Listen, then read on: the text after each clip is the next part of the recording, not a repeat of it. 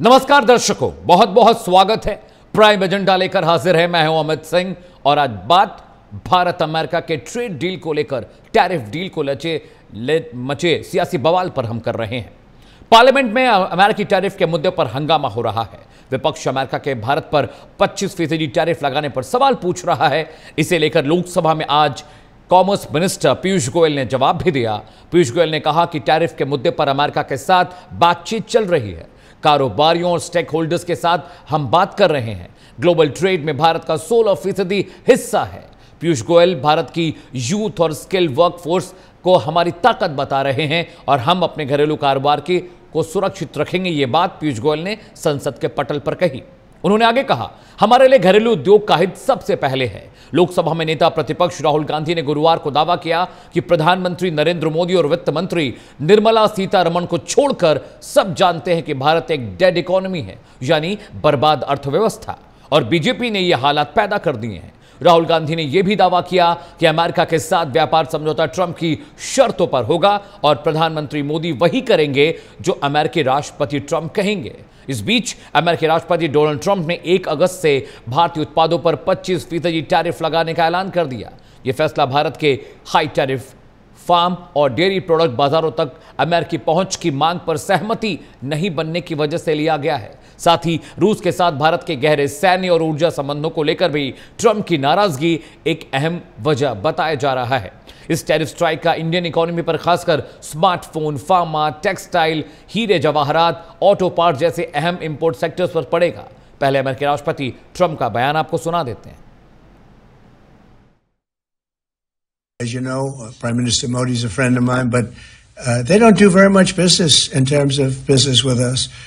They sell a lot to us, but we don't buy from them. You know why? Because the tariff is so high. They have one of the highest tariffs in the world. Now they're willing to cut it very substantially, but we'll see what happens. We're talking to India now. We'll see what happens.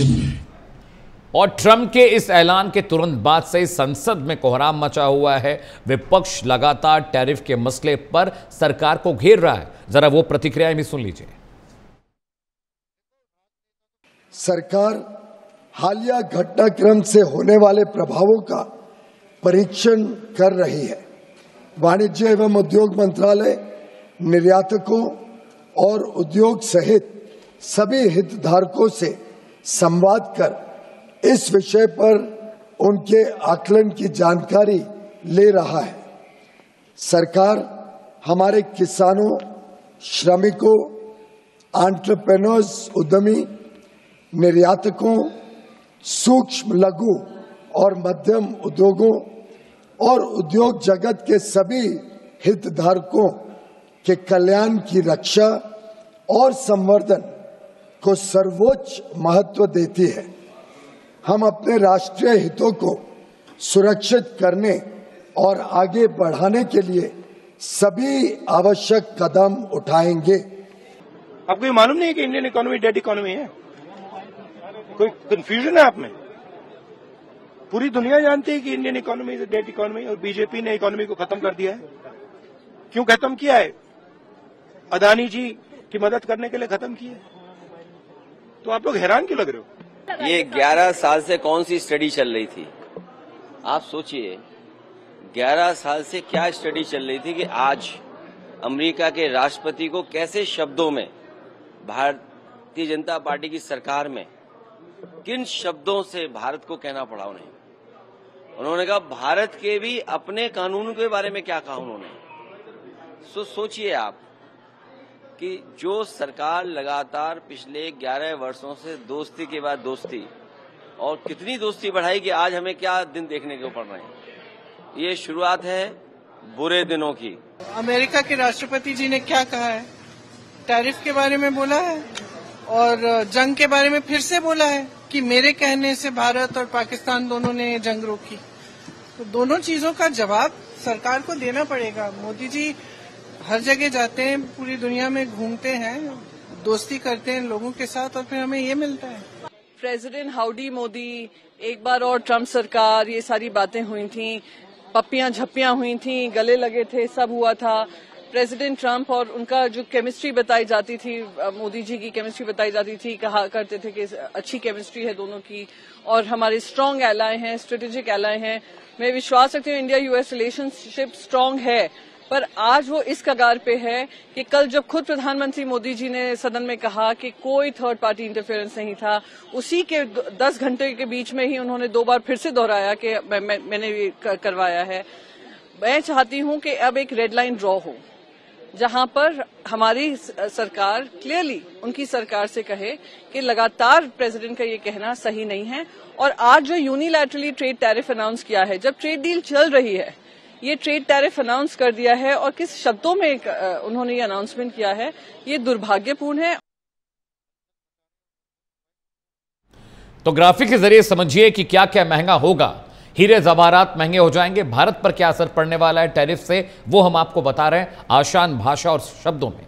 Petrol महंगा हो जाएगा। America ने tariff बढ़ाया 25%, तो हमें और आपको महंगा पेट्रोल खरीदना पड़ेगा। डीजल की कीमतें आसमान पर हो जाएंगी, क्योंकि ज्यादातर जो क्रूड है हम अमेरिका से इंपोर्ट करते हैं।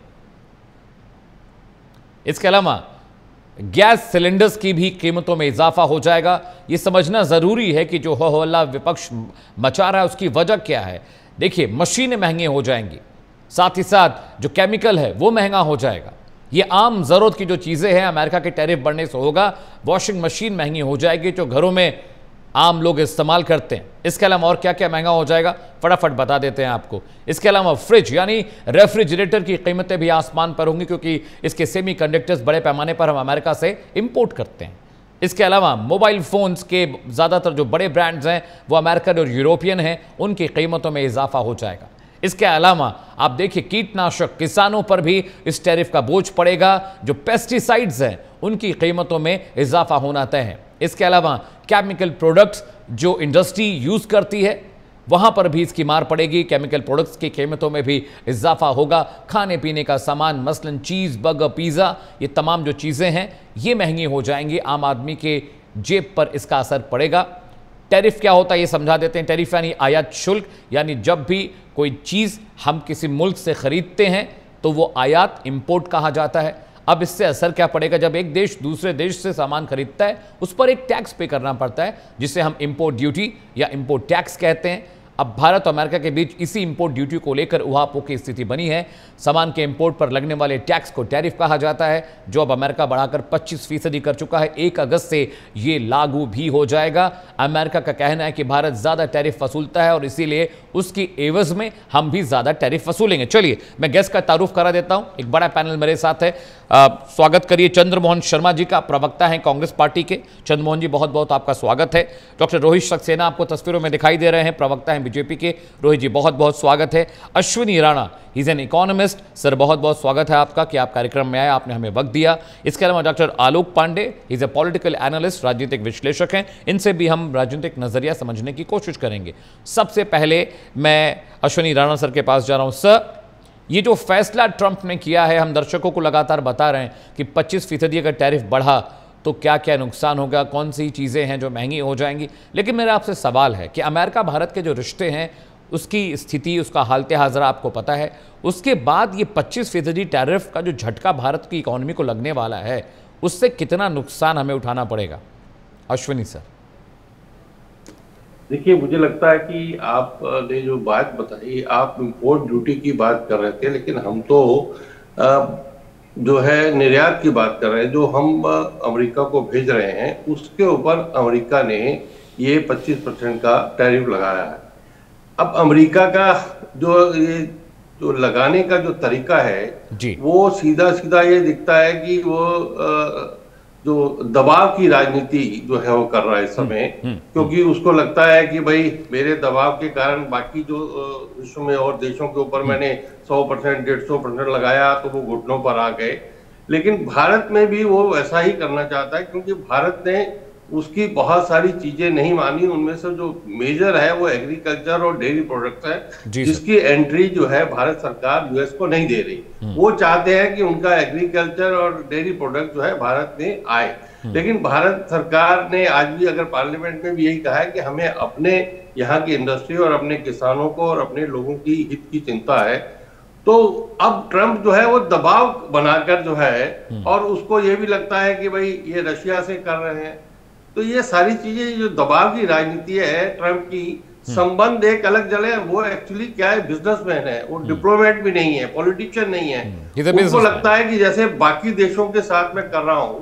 अब इसमें अगर आप कहें कि मान लो वो 25% लगा देता है टैरिफ, तो हमारा जो एक्सपोर्ट है वहां पर, तो चीज तो उनको महंगी मिलेगी, हमें सिर्फ यही नुकसान हो सकता है कि वो हमारा जो एक्सपोर्ट है वहां पर कम हो जाए, यानी वहां डिमांड उसकी अगर वो महंगी होने से कम हो जाए तो हमें वो एक जो टेम्परेरी फेज होगा। लेकिन भारत सरकार पहले ही भी प्लान पे काम कर रही है, अभी ब्रिटेन के साथ जो है बायलैटरल एग्रीमेंट हुआ है, बाकी देशों पे भी कर रही है कि वो जितना भी एक्सपोर्ट बेस्ड इंडस्ट्री है वो सारा हम और देशों को हम करें। हमारे पास इतनी बड़ी अपॉर्चुनिटी है, और सरकार का ये निर्णय कि हम किसी देश के दबाव में आकर समझौता बायलैटरल क्या होता है कि दोनों के साथ, अब वो यहाँ टीम उनके आने वाली थी, उसी के बीच में उन्होंने ये जो है अनाउंसमेंट कर दिया, तो इसका मतलब वो धमकाने की कोशिश कर रहे हैं, और उस स्थिति में आज भारत नहीं है, भारत किसी से दबने वाला नहीं है। आप देखिए ब्रिटेन से भी 3 साल की मेहनत के बाद ये बायलैटरल एग्रीमेंट हुआ, और हमारे लिए बहुत बड़ी जो वर्ल्ड में जो बाकी देश है वहां पर ये सारी चीजों को भेजने की सरकार की जो योजना है उस पर सरकार काम कर रही है। हो सकता है कि अगर वहां ये डिमांड कम हो तो इस इंडस्ट्री को जो सामान वहां जाता है उसका जो वहां डिमांड। अश्विनी सर, डिबेट की चर्चा हमने आपसे इसलिए शुरू की, मैं चाहता था दर्शक थोड़ा बेसिक समझ जाए। सर माफी चाहता हूं, आपको रोका है बीच में, मैं आपके पास आऊंगा। अब चंद्रमोहन जी मेरे साथ हैं, कांग्रेस पार्टी के प्रवक्ता हैं। चंद्रमोहन जी, कुछ चीज़ें हमारी जद हमारी कंट्रोल में नहीं होती, और इंटरनेशनल बिजनेस उसका एक बहुत बड़ा एग्जाम्पल है। बायलैटरल ट्राइज हो चाहे ट्रेड टैरिफ की बात हो, वो हमारे कंट्रोल में नहीं है।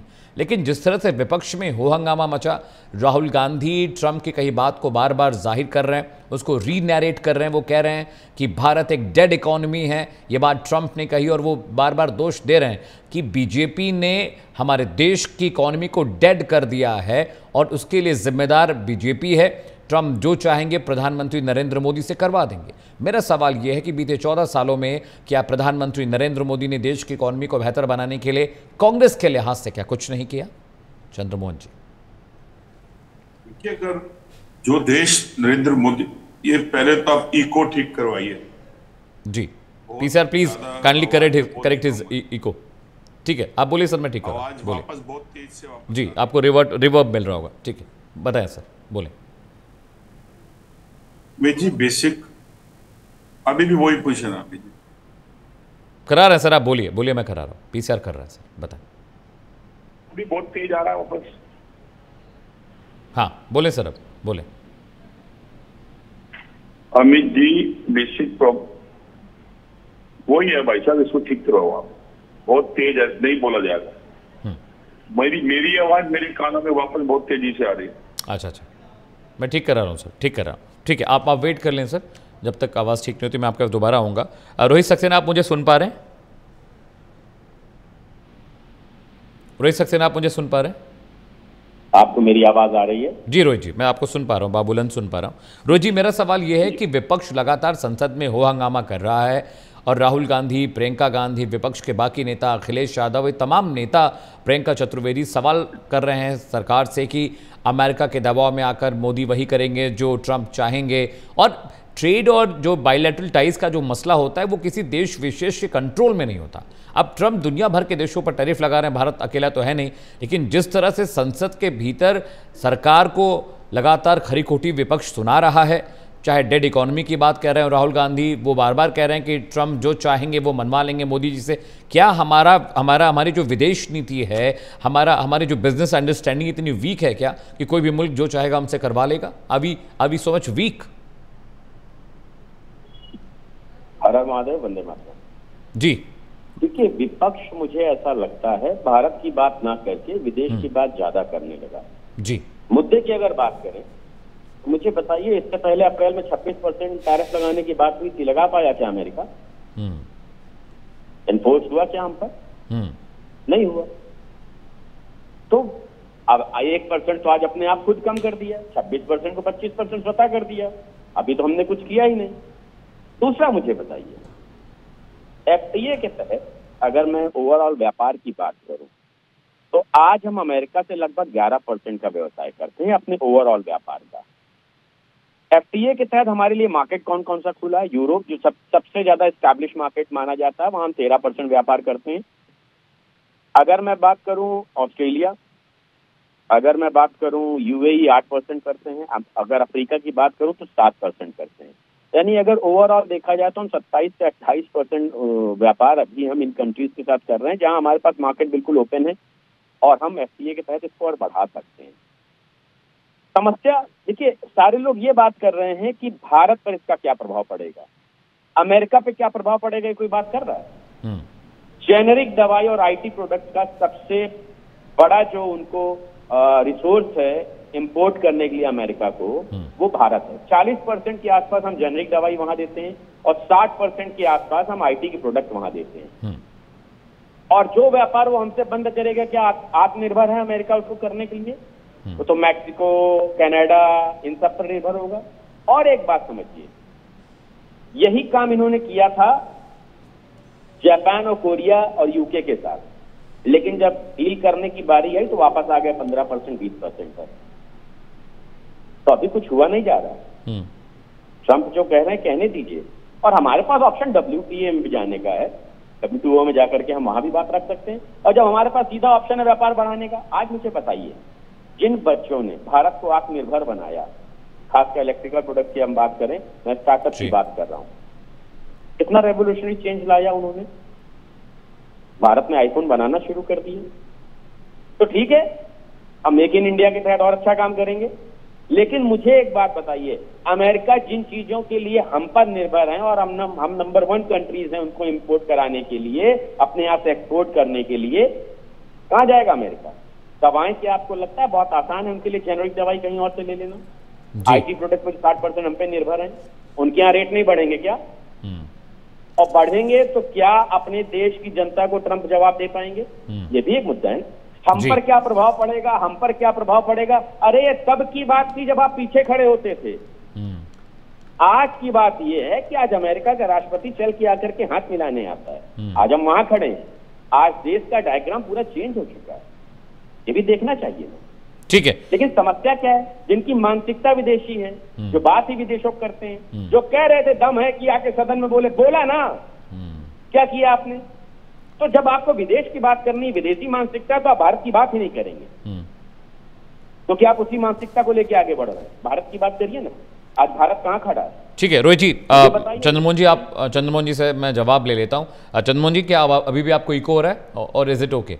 चंद्रमोहन जी बोलता हूँ, ठीक है, ठीक है। चंद्रमोहन जी, Ashwini Rana ji, he is an economist, वो बीजेपी से नहीं है, वो कांग्रेस से नहीं है, वो किसी पार्टी से सरोकार नहीं रखते, लेकिन उन्होंने ये बात कही है कि भारत इतना कमज़ोर मुल्क नहीं है कि अमेरिका की मनमानी का शिकार हो जाए। साथ ही साथ बहुत सारे एक्सपर्ट से आज मैंने बात की, उन्होंने ये कहा कि टैरिफ लगाने की वजह से अमेरिका में भयंकर इन्फ्लेशन होगा, वहाँ डिमांड सप्लाई ख़राब हो जाएगी, अमेरिका की इकोनॉमी को भी बहुत नुकसान पहुँचेगा अगर वो हैवी टैरिफ दुनिया भर के मुल्कों पर लगाता है, डिमांड सप्लाई चेन प्रभावित होगी, तो अमेरिका का भी इससे नुकसान है। लेकिन मुझे ये समझ में नहीं आ रहा है कि एक इकोनॉमिस्ट को ये दिखाई दे रहा है कि देश की उन्नति तरक्की के लिए सरकार जो कर रही है वो बेहतर है, लेकिन राहुल गांधी को ये बात समझ में नहीं आ रही है, प्रियंका गांधी नहीं समझ पा रही है, अखिलेश बाबू नहीं समझ पा रहे हैं। चंद्रमोहन जी, पहले मैं अपने मित्र की बात से जवाब देता हूं। कह रहे हैं कि अभी विदेशी है।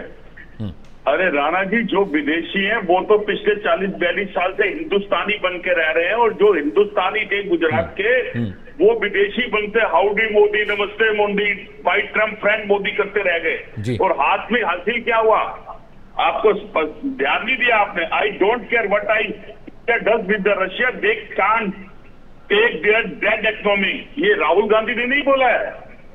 जो यहाँ के इंडियन विदेशी बनने चले गए और विदेशी बन के हाउडी इंडिया, नमस्ते इंडिया बोलते रहे, और जिसके लिए जो आप बोल रहे थे भी बच्चों आत्मनिर्भर बच्चे, उन्हीं को आत्मनिर्भर उसी भारतीय ने जो विदेशी बंदे जाके बार बार हाथ मिलाया, उन्हीं के उन बच्चों को हथकड़ी लगा के देखिए। ये आपका जवाब था जो आपकी हर वाणी में भाजपा का झलकता है, लेकिन आप राजनीति विशेषज्ञ रखते हो। मैं टॉपिक पे आ जाता हूँ।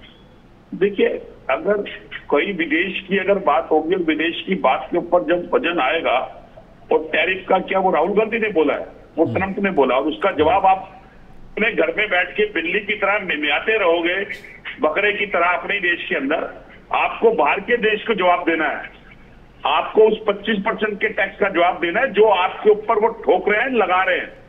जो आप ठोक देने की बिल्डोजर की नीति अडॉप्ट करते हो, वो समय आ जाए देश की जनता को बताने का कि ये देश के प्रधानमंत्री के पास आपके पास का मादा इंदिरा गांधी का है। जो अमेरिका के राष्ट्रपति अगर निक्सन भी आ जाए और जो अपने निर्णय कर ले, वो देश के वो प्रधानमंत्री जो उस समय देश बहुत कमजोर था, उस समय की प्रधानमंत्री जिसके पास संसाधन नहीं थे, आज के देश और आज के देश के प्रधानमंत्री तो परिपूर्ण है, संपूर्ण है, लेकिन उन्हें फुर्सत नहीं मिलती राहुल जी से, नेहरू जी से। अब 25% के जो टैरिफ का जो मेन खेल है, वो तो सारा आपके एक मित्र का है जो अडानी के आगे झुका हुआ है जी। उसी के कारण तो एमईसी में जो पॉइंट है वो खड़ा हो जाता है। प्रश्न क्या खड़े होते हैं कि आज का एमएसएमई क्या करेगा, फॉर्मर क्या करेंगे, आपकी एयरपोर्ट का क्या होगा, आपकी जो देश के अंदर नौकरियां उसका क्या होगा, और उसके बाद देश के अंदर जो हालात आज आपके कारण बने जी, जो डेयरी प्रोडक्ट्स के ऊपर भी अमेरिका उतरना चाहता है जी, तो क्या हमारे देश के किसान को आप सेना देके में बैठ के राम राम राम राम जपवाना चाहते हैं जी? अरे कब नींद से जागोगे? जब एक देश के अंदर माथा टेकते टेकते हमारे देश का डेलीगेशन सभी वर्ल्ड के अंदर गया और किसी भी वर्ल्ड के किसी देश ने पाकिस्तान को टिस नहीं कहा, और एक राष्ट्रपति अमेरिका का जी, वो ये कह रहा है कि कल पाकिस्तान से हिंदुस्तान को तेल खरीदना पड़ सकता है, और आपको अभी फुर्सत नहीं है राहुल गांधी से। जवाब ले लेते हैं Rohit Saxena, this is counter for you. Rohit Saxena जवाब दीजिए, फिर मैं जाऊंगा आलोक पांडे जी के पास। रोहित सक्सेना। क्योंकि आपके यहाँ से एक रिंग की आवाज कंटिन्यू आ रही, मैंने आपको बोला है पीसीआर को, आवाज इनका सवाल मुझे रिपीट कर देंगे? देखिए चंद्रमोहन जी ने बहुत लंबी बात बोली है, लेकिन मैं संक्षेप में आपसे पूछ लेता हूं। वो कह रहे हैं कि तमाम जो एयरपोर्ट्स हैं, जो हमारी डोमेस्टिक इंडस्ट्रीज़ हैं, उनको लेकर वो फिक्रमंद है, और ये बात वो कह रहे हैं कि जो डेड इकोनॉमी की बात है ये राहुल गांधी ने नहीं, ये ट्रंप ने कही है। रोहित सक्सेना जी। भारत को आत्मनिर्भर बनाने के लिए जो स्टार्टअप की पहल हुई थी, किसने करी जी, और उसने कितना रेवोल्यूशनरी चेंज लाया है, इस पर कोई बात करेगा क्या? अब मुझे बताइए, भारत का आपके समय जो आप बहुत क्लेम करते हैं, हवाई जहाज भी अगर खराब होता था तो विदेश जाता था। आज भारत में पहला एरोनॉटिकल वर्कशॉप बन रहा है ना, तो आप तो कम से कम भारत को आत्मनिर्भर बनाने की बात ही मत करिए। आपने कितना सोचा तो मुझे बताइए, रक्षा उत्पादों में कितनी निर्भरता थी हमारी? आज मतलब वो जो आपके समय में हम खेला करते थे 10% 12% में, आज 80% प्लस हम आत्मनिर्भर हो गए रक्षा उत्पादों में। तो आप भारत कितना आत्मनिर्भर है बना सकते थे ये मत बताइए, आज भारत कितना आत्मनिर्भर बन गया इसको चेक कर लीजिए। और कोई भी चीज कम से कम चैनलों पर बोलने से पहले, सदन में बोलने से पहले आप इस बात को जरूर ध्यान रखा करिए कि आप अपने देश को कितना कमतर आंक रहे हैं। मैं तो बता तो रहा हूं ना, मुझे बताया इतने पैनलिस्ट बैठे हुए हैं, कितनी एरोनॉटिकल वर्कशॉप थी भारत में, यहां से आप भेजते थे हवाई जहाज। ये भी आपके विजन में नहीं था कि हम अपने हवाई जहाज यहां बना सकते हैं। आज रक्षा के जिसके हम क्लाइंट होते थे, जिसका विश्व में रक्षा मसौदों में सबसे बड़ा हस्तक्षेप है, आज उसके हम पार्टनर हैं। क्यों हुए? आत्मनिर्भर भारत के तहत ना। तो आप तो मुझे आत्मनिर्भर भारत पर बिल्कुल ज्ञान ना दीजिए। क्या किया है आपने, ये आपके सामने है, क्या हो रहा है ये आपके सामने है, तो मुझे मत दीजिए उस पर ज्ञान। ठीक है आलोक, जो आपको करना था 65 साल कर रहा है। आलोक पांडे, मेरा एक सवाल है, क्या सच में कांग्रेस को देश की इकोनॉमी की इतनी चिंता है, या वो हर मौके दर मौके सिर्फ ये तलाश लेते हैं कि किस तरह से प्रधानमंत्री नरेंद्र मोदी को कोसा जाए, उन्हें घेरा जाए? जवाब की बात हो रही थी पार्लियामेंट में, हर चीज़ का जवाब सरकार ने दिया, पीएम मोदी भी सदन में आए, उन्होंने भी हर मसले का जवाब दिया। अब ये कहें कि हर ABCD का जवाब पीएम देंगे, ट्रेड का जवाब पीएम दें, टैरिफ का जवाब पीएम दें, कृषि कैसी चल रही वो भी पीएम जवाब दे, वाणिज्य सरकार कैसे काम करी वो भी सरकार दे, राजनाथ सिंह रक्षा मंत्री हैं लेकिन रक्षा मंत्री की बात नहीं सुननी है, जो जिसका प्रोफाइल है, जिसकी कैबिनेट है, उससे बात नहीं करनी है, हर जवाब पीएम मोदी से लेना है। क्या सच में राहुल गांधी को देश की इकॉनमी कितनी फिक्र है? क्योंकि डेटा और आंकड़ा अगर ये देखा जाए तो पहले से बहुत बेहतर हुआ हमारा डोमेस्टिक, चाहे इंडस्ट्री डिफेंस की रही हो, चाहे हमारा रक्षा बजट रहा हो, इन सब चीज़ों में तो इजाफा किसी भी सामान्य आदमी को भी दिखाई दे रहा है। आलोक पांडे, लेकिन ऐसा अगर ऐसा है कि अगर मैं कहूँ कि मेरी एक आंख नहीं तो आप देश को लेकर तो है कि नहीं है। अगर अमेरिका का राष्ट्रपति कह रहा है आप इकोनॉमी डेवलप करोगे, ठीक है, लेकिन डेटा तो चेक कर ले कि वो सही कह रहा है कि अमेरिका का जो राष्ट्रपति है कोई भगवान नहीं भेजा। अमेरिका के राष्ट्रपति तो ऐसे कि अमेरिका भारत में अमेरिका के राष्ट्रपति को ऐसा माना जा रहा है जैसे कि भारत के परमपिता प्रोफेसर हो। अमेरिका का राष्ट्रपति ने भारत के प्रधानमंत्री ने उसे संबंध बेहतर करने की कोशिश की, तो क्या हो वो संबंध खराब ही नहीं, और उस प्रधानमंत्री ने संबंध बेहतर करने की कोशिश की जिसको भारत की केंद्र सरकार ऐसी चीज से तो अमेरिका जाने रोक रही है, रोकने में तो सफल नहीं।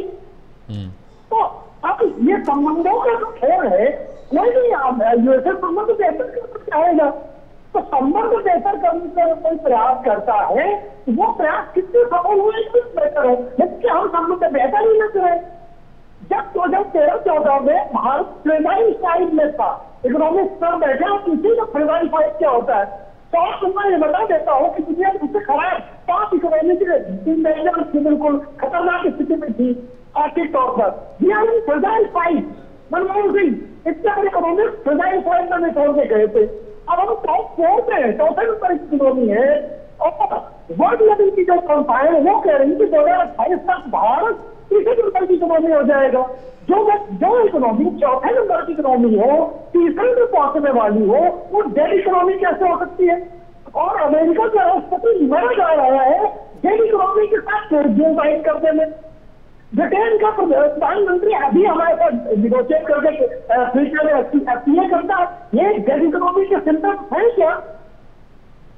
तो अमेरिका के राष्ट्रपति एज ए बिजनेसमैन वो दबाने की कोशिश कर रहा है, और कांग्रेस को ये मौका मिलता है विपक्ष में होने के नाते कि जब भी अंतर्राष्ट्रीय स्तर पर कोई एक ऐसा बयान आ जाए जिससे मोदी कैबिनेट को मोदी को नीचा दिखाया जाए, और मैं मानता हूँ विपक्ष के होने के नाते उन्हें करना चाहिए, लेकिन मोदी और भारत में अंतर, आप मोदी सरकार को नीचा दिखाते अगर भारत को नीचा दिखाते हैं, भारत के आगे खड़े हो जाते हैं, तो ये कांग्रेस के लिए लॉन्ग टर्म में फायदेमंद नहीं।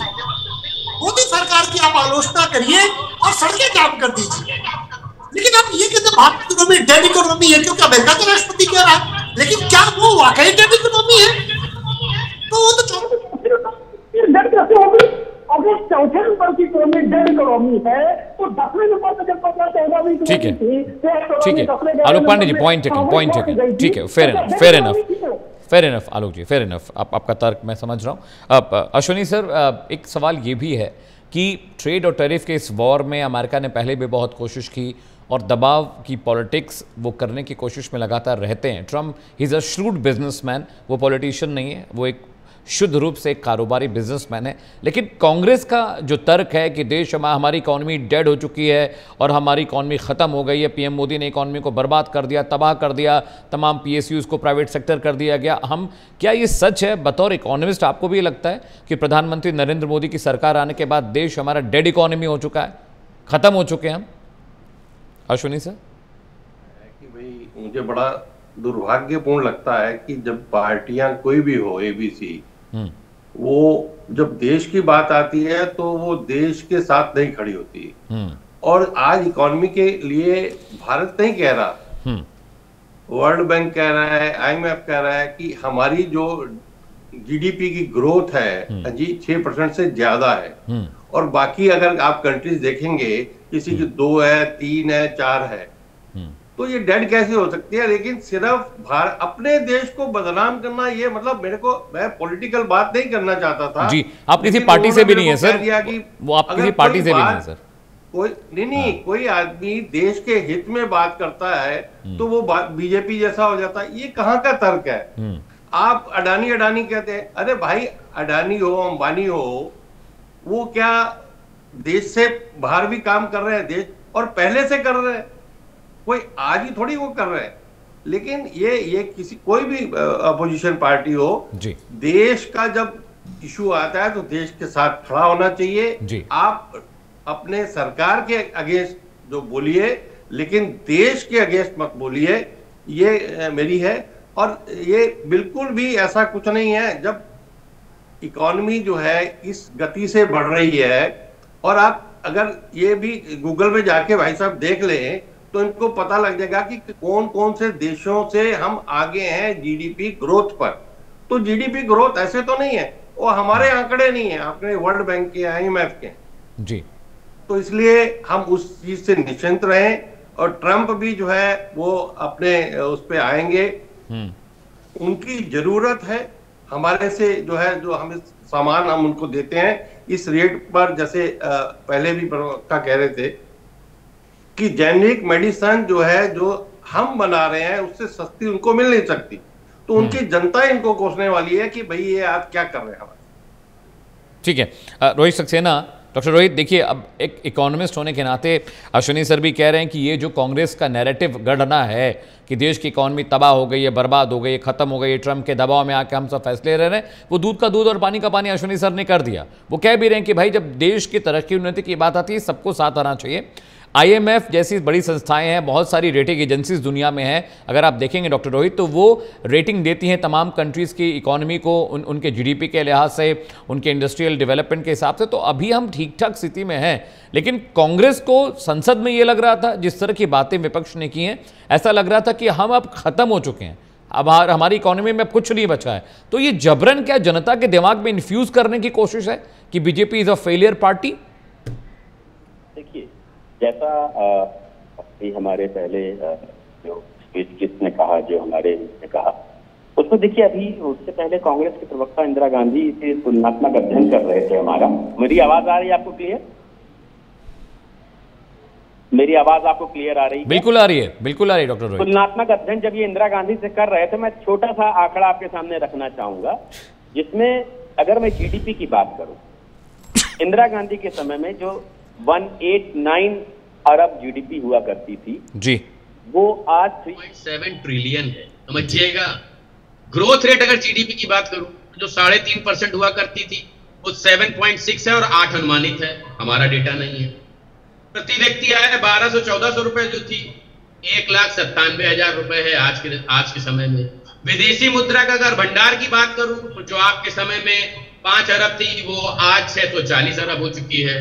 अगर इन्फ्लेशन की बात करा जाए तो जो 14% का इन्फ्लेशन आपके समय था 4.8 हमारे समय पे, और अगर मैं वर्ल्ड वाइड इकोनॉमी की बात करूं जी, तो जो आप हमको 14वें नंबर पे देके गए थे, आज हम उसको 5वें नंबर पे ले आए हैं जी। तो आपकी बुद्धिमत्ता कितनी है ये मुझे बताने की आवश्यकता नहीं है, और जनता इस बात को समझ रही है।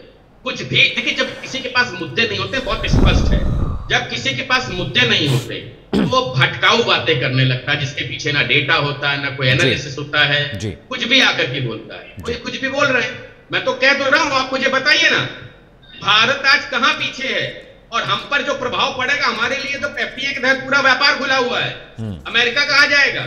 और जिनके ऊपर उसने 25% थोपा था, मुंह को खाई ना, हमारे खुद के ऊपर 26% थोपा था, 1% खुद खाया ना।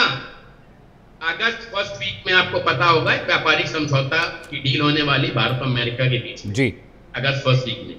आप वेट करिए, अमेरिका फिर मुंह पे आकर के गिरेगा, क्योंकि उसकी जनता ही उसको कहेगी ना कि हमें IT प्रोडक्ट महंगे मिल रहे हैं। अच्छा, मैं फिर वही बात दोहरा रहा हूं कि जिन चीजों पर आप हम पर निर्भर हैं जी, वो आप स्वयं बना नहीं सकते, मार्केट का रुख करेंगे आप, और उनमें से उन देशों पर निर्भर होंगे जिन पर ऑलरेडी 25% आपने लगा रखा है जी। कहां जाइएगा, कान ऐसे पकड़िएगा, कैसे पकड़िएगा जी, कहां जाइएगा? ठीक है, जवाब ले लेते हैं, जवाब ले लेते हैं रोहित जी। डॉक्टर चंद्रमोहन शर्मा जी, ये तो बिल्कुल क्लीन एंड क्लियर है कि भाई डेटा स्पीक्स इटसेल्फ। अगर आप आंकड़ों की भी बात करें तो जो बात सदन में विपक्ष कह रहा है, आपकी बात और करंट GDP के आंकड़े तो मैच ही नहीं कर रहे हैं। अगर इकोनॉमी की हालत खस्ता भी है चंद्रमोहन जी आपके विश्लेषण के लिहाज से, तो वो दिखाई क्यों नहीं दे रहा आंकड़ों में?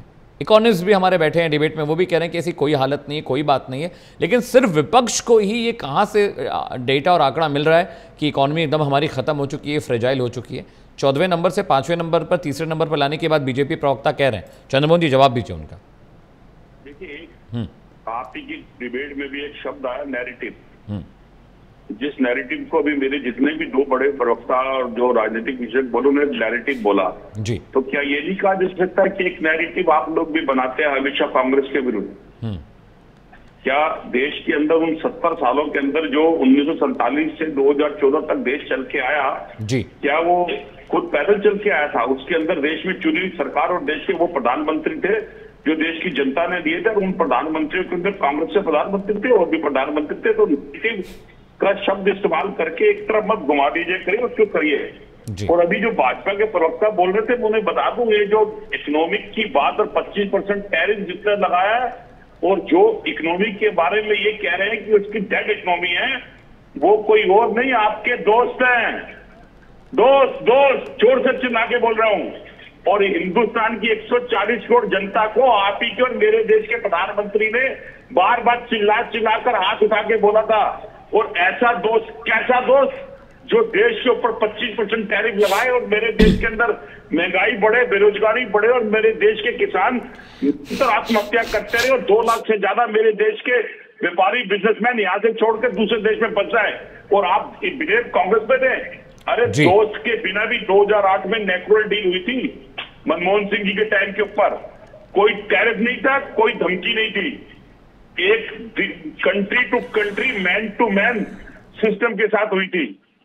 उसके अंदर हाउडी ट्रंप भी नहीं था, नमस्ते ट्रंप भी नहीं था, उसके अंदर कुछ और भी नहीं था। उसमें सिर्फ एक इकोनॉमिस्ट, देश का वो प्रधानमंत्री डॉक्टर मनमोहन सिंह और एक राष्ट्रपति अमेरिका का। ये देश का रुतबा देश के अंदर देश की जनता ने लोकतंत्र से बना के दिया था, जो बनावटी नहीं था। कम बोलने से ज्यादा काम करे जा सकते हैं और ज्यादा बोलने से काम ना करे जाए। और कांग्रेस को कोसते रहना, ये 11 साल हो गए, बस कर दो अब। डॉक्टर आलोक पांडे, 11 सालों में स्वर्णिम युग था, डॉक्टर आलोक पांडे आत्मनिर्भर हुआ था। तो उस आत्मनिर्भर में जिस देश को पाकिस्तानी और जिस देश को टेररिस्ट देश कहा जाता था, सारे मुल्क उसको डील नहीं करते थे। तो आपके रहते हुए उसको अमेरिका के अंदर उसके उसी व्यक्ति को जो हमारे देश के अंदर मेरे 26 महिलाओं के सिंदूर उजाड़ देता है, उसको डिनर कराता है और आपसे पूछता नहीं है वो अमेरिका। और आप कहते हैं माई ट्रम्प, माई फ्रेंड ट्रम्प, और आप फिर ब्लेम कांग्रेस को देते हैं। ठीक है, आलोक पांडे से जवाब लेते हैं। आलोक पांडे भी एक मिनट जी, चंद्रमोहन जी पूरा कर लीजिए। सामने खड़े होने के बाद भी चेहरे के दाग दिख जाते हैं।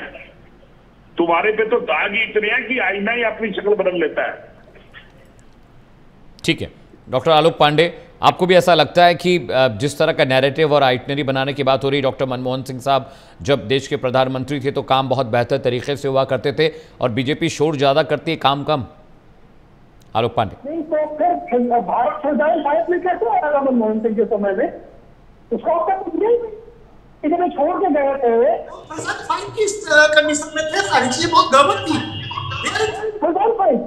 पहली बात। दूसरी बात, कांग्रेस ने जिसके समय का शासन किया, कब ऐसा रहा कि नवीन सेशन की और जो विकास दर है उसमें नवीन सेशन कम नहीं हो?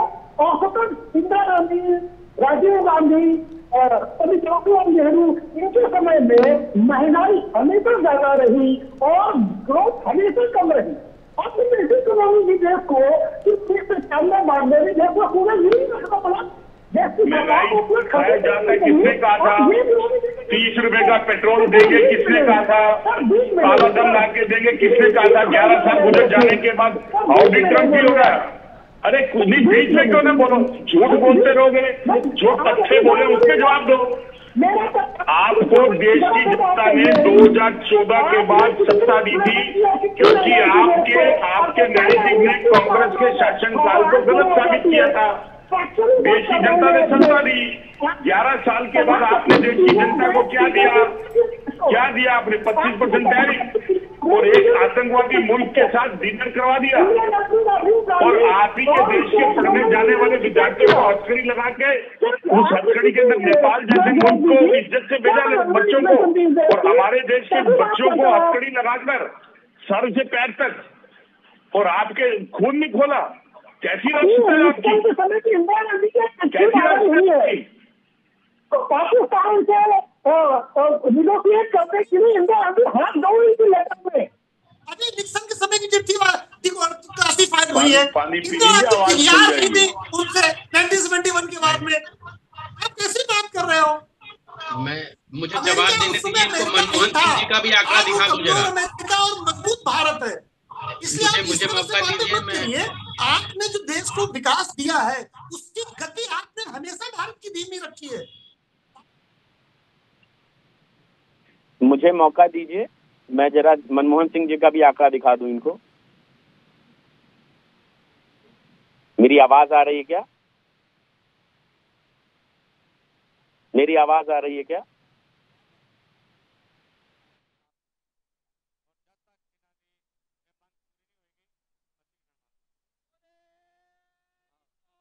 अभी हमारे मित्र मनमोहन सिंह जी की बात कर रहे थे, तो थोड़ा सा आईना उनके भी आंकड़ों का देख लीजिए। हाँ, मतलब मुझे लगता है मैं आंकड़ों के लिए जाना जाता हूँ और आंकड़े आप लोगों को बताने के लिए मैं पर्याप्त हूँ। मनमोहन सिंह जी के समय जो FDI था वो मैक्सिमम 30 से 35 अरब रुपए था, सॉरी। और आज मोदी जी के समय में वो 70 से 85 अरब है। सुनते जाइएगा।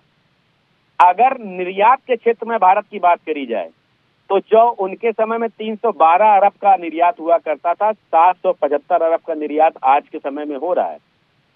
जेनेरिक दवाओं में आप कहीं स्टैंड नहीं करते थे, आज भारत विश्व में नंबर 1 है। चलते जाइएगा। जो आज पैसे वाला अरे लुटते जाइए भाई साहब, लेते जाइए। अरे आपके लिए हम दवा लाए हैं, ले लीजिए ना समय समय पे। अरे सुनिए ना, मैं इंटरनेशनल इकोनॉमी सर्वे के आंकड़ा दे रहा हूँ, देते जाइए। महंगाई जो आपके समय 9% थी, आज 4.9% है। व्याकुल मत होइए, व्याकुल मत होइए, आपका नंबर आएगा, आपका नंबर आएगा भाई साहब, आएगा। अरे आएगा। आप तो मैंने सुना, मुझे सुन लीजिए। मनमोहन सिंह जी के समय जो महंगाई 9% होती थी, आज 4.9% है। गरीबी दर जो आपके समय में 21.9% थी, आज 11% है। बेरोजगारी दर देश के अंदर उसका हालत क्या है? बच्चे बदतर क्या है? बदतर क्यों है? सुनते जाइए भाई, यही समस्या है आप लोगों की। आप लोग आंकड़ों पे बात नहीं करते और आंकड़े चेहरे के सामने आते हैं, मुझे पाना शुरू कर देते हैं। मुंह छिपैया अपनी जो परंपरा उससे बाहर आइए। आपने गिनवाया ना, अभी इंदिरा गांधी जी से गिनवाया तो मैंने आपको आंकड़े दिखा दिए। आपने मनमोहन सिंह जी से गिनवाया तो मैंने आंकड़े गिनवा दीजिए। महंगाई दर गवर्नमेंट को दीजिए आंकड़े, गरीबी दर आपकी 11% हो गई है। अगर ये सच है तो कम से कम हवा में बात मत किया करिए, सामान लेके आया करिए। ऐसे ही हवा में बात करिएगा तो जनता को पता है आपके बारे में। गूगल व्हाट्सएप का ज्ञान लेके व्हाट्सएप की तरह बैठ के व्हाट्सएप के ज्ञान पे नहीं चलता है। जनता को पता है व्हाट्सएप के ज्ञान पे नहीं चलता है। में मजबूत है देश, वो मांगता है जो सच्चाई है। और सच्चाई ये मांगी जा रही है कि 25% टैरिफ क्यों लगा, और उसके लगने से आज देश के अंदर जो व्यापारी पे बोझ पड़ेगा उसका जवाब देना आपने। कांग्रेस के टाइम पर देश की सत्ता कांग्रेस के पास नहीं है। 2014 से लगा पाए क्या 26%? और लगा पाए क्या 26%? आपको ये बताना है कि इसका आपके पास समाधान क्या है? समझौता समाधान भी आपने देना है। आपके पास समाधान है, इसका समाधान दीजिए। आने वाले टाइम पे जो पेट्रोल बढ़ेगा, जो 30 रुपए का सपना दिखाया था वो बढ़ के जाएगा, उसका हल क्या करोगे? जो देश का बच्चा यहाँ से पढ़ने जाता था, जिसको वहाँ जाने से एडमिशन पे रोक दिया, उसका हवाबाजी की बातें मत करिए, हवाबाजी की बात करिए, डेटा में बात करिए। बताइए सरकार डेटा में आपसे कहां पीछे है? चाहे महंगाई दर की बात मैं करूं, चाहे गरीबी दर की बात करूं, आप मुझे बताइए सरकार कहां पीछे है। चाहे मैं एक्सपोर्ट की बात करूं, मुझे बताइए सरकार आपसे कहां पीछे है। चाहे विदेशी मुद्रा के भंडार की बात करूं, बताइए सरकार आप कहां से पीछे है। हवा में बात मत किया करिए आप लोग। आप लोगों का समस्या ही है, आइएगा हवा में गुब्बारा लाइएगा, फुलाइएगा, उड़ाइएगा, फिर गायब हो जाता है। वो मत करिए, डेटा लेके आइए। बताइए आपके हिसाब से सरकार डेटा में कहां पीछे है, तो आपके पास है नहीं। हवा में कितनी बात करिएगा भाई।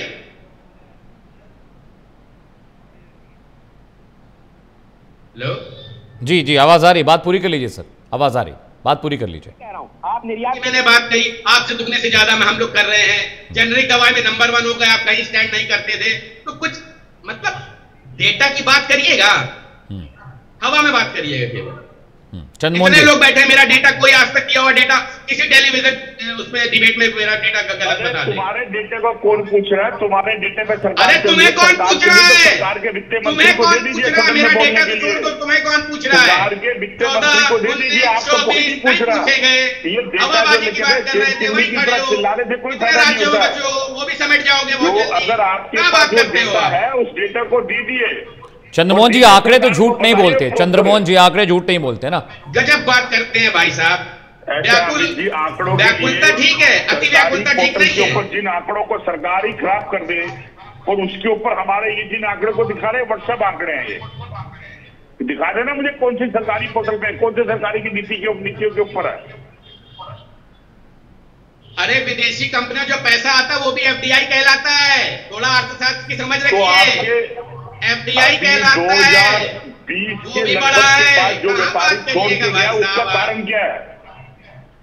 आज आपको पता है, अगर यूपीआई की बात करें कहां स्टैंड कर रहे हैं? 100 लाख करोड़ के ऊपर, कितने देशों की अर्थव्यवस्था से ऊपर खड़े भाई साहब। तो कम से कम कुछ डेटा की बात करिए, हवा में बात करिएगा तो ऐसे ही मुंह की खाइएगा। चंद्रमोहन जी जवाब दीजिए। ताकि शायद सरकार की कुछ चीज बच जाए। अगर सरकार ये डेटा पे बात कर लेती तो आज हाउडी ट्रम्प ये ना कहता कि भारत की इकोनॉमी है। अरे चंद्रमोहन जी, अमेरिका कह रहा है, हमें तो रशिया भी एक टाइम पे कहता था, ईरान भी हमें एक टाइम पर कोसता था, तमाम जो मिडिल ईस्ट कंट्रीज है वो हमारे बारे में हमें कोसते ही रहते हैं भारत को। उनके कहने से क्या होता है? आप देश की इकोनॉमी को खुद स्टडी करिए ना चंद्रमोहन जी। बात कर रहे हैं हमारे देश की सबसे बड़ी समस्या आलोक के पास जा रहा हूँ। प्रधानमंत्री ने जाकर कहा ठीक है, रोहित सक्सेना जी अभी अश्वनी सर का हम ऑडियो ठीक कर रहे हैं। आलोक पांडे जी ये बताइए, बहुत सारे इंटरनेशनल जो फ्रेटर्निटी है, जो डिप्लोमेसी है, उसमें जो कभी दोस्त होता है वो कभी दुश्मन भी बन जाता है। चाहे रोनाल्ड रीगन की बात करें, निक्सन की बात करें, जॉर्ज डब्ल्यू बुश की बात करें, तमाम डोनाल्ड ट्रंप की बात करें, किसी की भी बात करें, अमेरिका एक बहुत मतलबी राष्ट्र है, उसका इतिहास सब जानते हैं। तो जब उसको जरूरत होती है तब वो उस मुल्क से चिपकता है। अब वो पाकिस्तान में क्रूड, गैस, पेट्रोलियम की इंडस्ट्री खड़ा करना चाह रहा है, वहां के सेना प्रमुख के बेटे के साथ वो बिजनेस करना चाह रहा है। तो इसमें कोई मुल्क हमारी बुराई करे उससे पहले हमें स्वयं के आंकड़ों, डेटा को भी तो स्टडी कर ही लेना चाहिए। बीजेपी प्रवक्ता डॉक्टर रोहित जो कह रहे हैं वो डेटा उनका बनाया तो नहीं है। तो ये बार बार संसद में चिल्लाना, डंप हो गए, बेकार हो गए, बर्बाद हो गए। डॉक्टर आलोक, पाकिस्तान तो का रिजर्व रखने वाला देश है, रिफाइन करने वाला, और 85% तो डिपेंड करता है वो इंपोर्ट पर। हाँ। तो पाकिस्तान की हैसियत में डेटा के आधार पर देखो तो कोई हैसियत ही नहीं है। अब वो ट्रंप हमको चिढ़ाने के लिए कुछ भी कहते हैं तो उसके लिए क्या कर सकते हैं? अब रह गई बात, देखिए इंदिरा गांधी के समय में जवाहरलाल नेहरू से माना रसिया से बड़े अच्छे संबंध थे और लाल बहादुर शास्त्री की दुखद मृत्यु हो गई और माना गया कि उनकी हत्या हुई है। और भारत में कांग्रेस शासित सरकार ने हमारे प्रधानमंत्री का पोस्टमार्टम नहीं करा पाई, हिम्मत नहीं तो पोस्टमार्टम करा ले। रसिया से हमारे बड़े अच्छे संबंध थे, रसिया से जब कहे जाते थे इंडिया और सेल कहा जाता था। केजीबी के सारे जासूस दिल्ली की हर गलियों में थे, कहते थे पैसा फेंको कुछ भी खरीद लो भारत में। ये भी कांग्रेस के समय में रसिया के लोग कहा कहते थे इंडिया ऑन सेल, जबकि हम कहते थे रसिया से हमारे बड़े अच्छे संबंध है। अंतरराष्ट्रीय स्तर में संबंध जो है वो बेवफा प्रेमिका की तरह होते हैं, प्रेमिका बदलती रहती है, इसमें कौन सी बड़ी बात है? राष्ट्रहित समूह पर भारत के लिए क्या फायदेमंद है? रसिया अपना फायदा देखेगा, अमेरिका अपना फायदा देखेगा, चाइना अपना देखेगा। और रह गई बात कांग्रेस की, तो कांग्रेस को आज तक नहीं बता पाई कि चाइना के साथ जो उन्होंने डील की थी, साइन किया था, उसकी कंटेंट क्या क्या है। 2005 में जब वो आज के राष्ट्रपति उपराष्ट्रपति हुआ करते थे, राहुल गांधी भी साइन कर रहे थे, कांग्रेस पार्टी का साइन हुआ चाइना की पार्टी के साथ। और मैं कांग्रेस पार्टी को चैलेंज करता हूं कि उसके 5-6 पॉइंट बता दे। एक पार्टी एक दूसरे पार्टी से साइन करती है और आज तक वो आरटीआई में भी नहीं बताती कि आपने क्या साइन किया था। और जब भारत के साथ संबंध गड़बड़ थे तो जो अमेरिका चाइना के राजदूत से राहुल गांधी चुपके मिलने जा रहे थे। डॉक्टर रोहित कुछ कह रहे हैं, ठीक है, आलोक पांडे जी मैं आ रहा हूं। Doctor Rohit he saying something. Doctor Rohit please go ahead.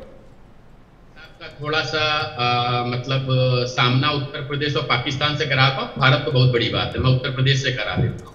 अगर जीडीपी की बात करो तो 1 ट्रिलियन की बात से अधिक है उत्तर प्रदेश, 1.5 ट्रिलियन पे पाकिस्तान खड़ा हुआ है जी। समझते जाइएगा। वार्षिक वृद्धि की बात करूं तो 7.3% उत्तर प्रदेश की है, 1.7% पाकिस्तान की है। जनसंख्या की बात करें तो लगभग बराबर है, 24.1 करोड़ हमें, 24.3 करोड़ वो है। आप एक बात समझिए, अगर निर्यात की बात करी जाए तो 25 से 30 अरब का निर्यात अकेले उत्तर प्रदेश का है और 27 अरब पे पाकिस्तान खड़ा है। अरे भाई साहब, मतलब अगर विदेशी निवेश की बात करूं तो हम 10 अरब पे खड़े हैं और पाकिस्तान 1.5 अरब पे खड़ा है। तो कम से कम जिस देश की तुलना प्रदेश से नहीं हो सकती, उसकी तुलना देश से मत करिए, वरना आप मुंह की खाएंगे हर बार। क्या बात करते हैं आप लोग आकर के कुछ भी बोलने लग जाते हैं। डॉक्टर चंद्रमोहन, ठीक है चंद्रमोहन जी, शायद ये डिबेट इकोनॉमी और ट्रेड पे मुझे लग रहा है शायद आंकड़ों की थोड़ी सी कमी रह गई है। आप शायद थोड़ा कम प्रिपेयर होकर आए, मतलब ये सिर्फ मेरा अंदाजा है, इसको अन्यथा मत लीजिएगा चंद्रमोहन जी। कोई कमी नहीं रह गई। अगर सब चंगा थी तो फिर बेरोजगारी क्यों थी? जी जी। और अगर सब चंगा था तो फिर देश के अंदर महंगाई क्यों थी? जो आंकड़ों के अंदर सब अच्छा था तो फिर वो 30 रुपए का पेट्रोल जो मिलना चाहिए था वो आज उस रेट पे क्यों है? और सब अच्छा था जो आंकड़ों के हिसाब से था, तो देश के लोग जो 2014 के बाद लगातार देश छोड़ के जा रहे हैं और इस देश के लिए कह रहे हैं कि यहाँ का सिस्टम ठीक नहीं है, उसका क्या कारण है? और अगर सब ठीक था, जो आंकड़ों का खेल है और उस आंकड़ों के खेल के ऊपर सब कुछ ठीक था, तो फिर आज जो दोष आपको जिसकी छाती लेकर आप बोलते थे, जिसको अपना फ्रेंड बोलते थे, उसी ने आज आपके मुंह पर क्यों बोल दिया? और आप अपने घर के अंदर ही झाड़ू लेके चूहे ढूंढ रहे हैं। देखिए, प्रश्न आंकड़ों की लड़ाई का नहीं है। आंकड़ों की लड़ाई से देश की जनता को कुछ नहीं हासिल होना, वो चंद आप और मेरे जैसे लोग समझेंगे। लेकिन देश की जनता जहां पर 80 करोड़ से ज्यादा लोग 5 किलो अनाज पे पड़ते हो, 30 करोड़ की भारतीय जनता पार्टी कहते हैं अपने गरीबी रेखा की पार नहीं करी, जहां पर आज भी 1 रुपए को बहुत बड़ा अमाउंट माना जाए उन जिलों के अंदर, तो उसका हल क्या है? अगर आपने 11 साल में जिस बातों को कहकर 2014 में जिन नीतियों को विरोध करके देश की जनता को बताया था और जो देश की जनता ने आपसे भरोसा करके लिया था, और आज आपको सत्ता दी, और सत्ता आज उस देश की जनता के हाथ में वो क्यों नहीं है? हर स्टेट के अंदर से महिलाएं लापता हो रही हैं, वो क्यों है? और हर स्टेट के अंदर अगर आज सुरक्षा जिस उत्तर प्रदेश की बात कर रहे थे, लगभग 86,000 से ज्यादा स्कूल है जो इंडिया के अंदर, और उसमें से सबसे ज्यादा 60 से 62,000 स्कूल चंद्रमोहन जी, ठीक है चंद्रमोहन जी, ज्यादा वक्त मेरे पास सिर्फ 1 मिनट बचा हुआ है, मुझे बीजेपी प्रवक्ता के पास जाना है, मैं जवाब ले लूं चंद्रमोहन जी, ठीक है? 1 मिनट। डॉक्टर रोहित, मुझे लगता है कि विपक्ष सवाल पूछने के चक्कर में मौजूद सवाल पूछना भूल गया। सवाल संसद में पूछिए, जवाब मिल रहा है, लेकिन सिर्फ किसी चीज को प्रूफ करने के लिए भाई डेटा और आंकड़े भी तो चाहिए ना डॉक्टर रोहित।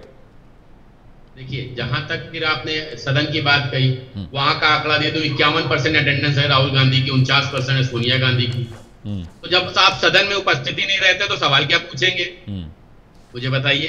देखिए, समस्या क्या है? जब आपकी एक शैली हो गई है भारत को कंकर आंकने की, जो आपके प्रधानमंत्री विश्व पटल पर कह के आए थे कि हमारी जनसंख्या हमारी समस्या है, वहीं भारत के प्रधानमंत्री मोदी जी जाते हैं, कहते हैं भारत की जनसंख्या हमारी स्ट्रेंथ है। डॉक्टर रोहित सक्सेना, बहुत बहुत शुक्रिया। चंद्रमोहन जी, बहुत बहुत शुक्रिया। Ashwini Rana sir, he was economist, बहुत बहुत शुक्रिया। आलोक पांडे जी, बहुत बहुत शुक्रिया डिबेट में आने के लिए। देखिए, इस वक्त जो इंटरनेशनल टाई अप्स हो रहे हैं, ओपन ट्रेड इकोनॉमी है, हर मुल्क को अपनी बेहतरी के लिए कदम उठाने का पूरा हक है, लेकिन सिर्फ अमेरिका क्या कह रहा है उसको वो नैरेटिव लेकर अगर हम देश की इकोनॉमी, देश के नेता और देश के लोकतंत्र पर क्वेश्चन करते रहेंगे तो जनता समझती है वो बेवकूफ़ नहीं। रुक रहे हैं छोटे से ब्रेक के लिए, कहीं जाएगा नहीं। खबरों का सिलसिला प्राइम न्यूज़ पर लगातार जारी है।